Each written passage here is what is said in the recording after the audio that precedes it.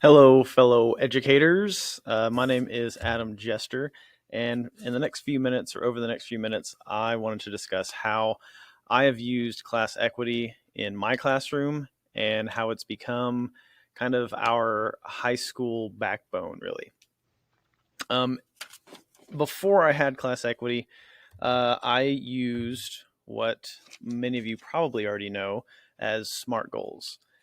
A SMART goal, if you're unaware, is simply when a student sets a goal that is specific, measurable, obtainable, relevant, and timely. So when I first became a teacher I'm now at a charter school. The model here is very different from a traditional brick and mortar. And so I had to find a new way to kind of structure my classroom management and just how my classroom kind of flowed.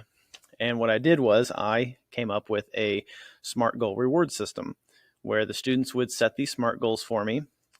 As they did that, they would earn points, and then they could redeem those in my classroom store. The following year, that kind of branched off into high school wide. All of the teachers in the high school started doing that, and my room was just the store. Then we turned that into a competition between our homeroom groups. And then once I discovered ClassEquity, that just kind of streamlined the whole process. So this year I have really tried to hand over as many of the responsibilities over to my students as possible. As many of you know, you can assign jobs in ClassEquity. With that, you can decide how much they get paid and everything. But for my students, it has really is, other than setting prices and putting new students into the system, for the most part, my students can handle everything. So, for example, I have store operators who come in, fill all the orders right before our high school goes to lunch. And I have a cart that they push everything out into their classrooms and deliver those. I have bankers who I have a deposit box kind of outside my room that students can drop their deposit slips with their SMART goals attached to it. In order for my bankers to open that up and start doing deposits after lunch. That is specifically, I make sure that they don't receive those deposits until after our store is already closed. That way, again, I'm kind of incorporating that into our personal finance lesson. So I tell them, if you were to go to the bank right now and deposit a check, in most places, you're not going to have access to that until the next day. Same goes for us here for our classroom economy. I also have cleanup crews. So I have students that help clean up my room every day. We have office aides, and we actually operate a newsletter. And my students have just recently taken that over. They do a video, kind of a vlog sort of thing. And so they do that, and those students get paid extra for that as well. Items to have in your SMART Goals store. So I'll be honest, being at a high school, I was kind of surprised at some of the items that work really well with my students. I would have never thought at this age that stickers would have been so popular. But I had one teacher donate some stickers, and those immediately became fan favorites. So since then, I've still not bought stickers, but I've had other teachers donate some. And I've got everything from TV shows, anime, of course, is really popular.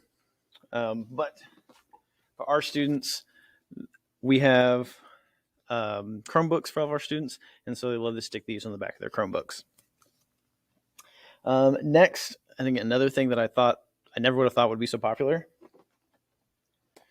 rubber duckies. For whatever reason, these are super popular, and these are also really cheap. My vice principal bought a bag of 50 of these for, I can't remember, $10, $15, something like that. And I sell them in our store for $5 smart bucks. So those are really popular.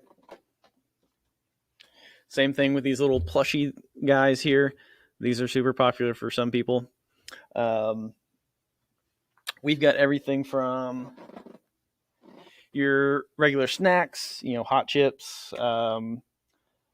cookies, fruit roll-ups, things that I can buy in bulk that are relatively cheap.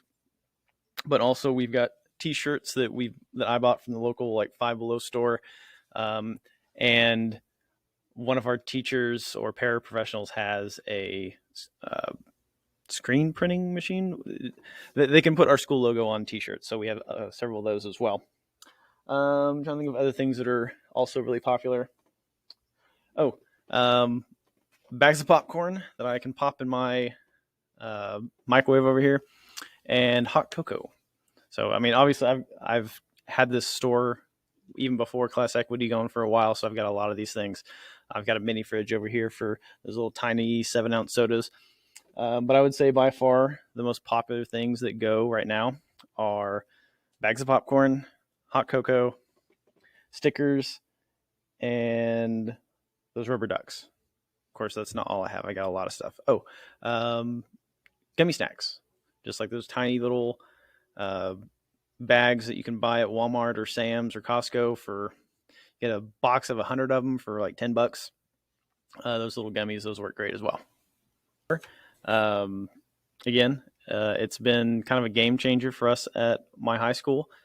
If it weren't for ClassEquity, I don't know that this the store that I have would operate as smoothly as it does, and I don't think we'd have as much student buy-in as we currently do. So if you don't currently use ClassEquity, or if you have friends that are thinking about using some kind of class economy, I would definitely recommend ClassEquity.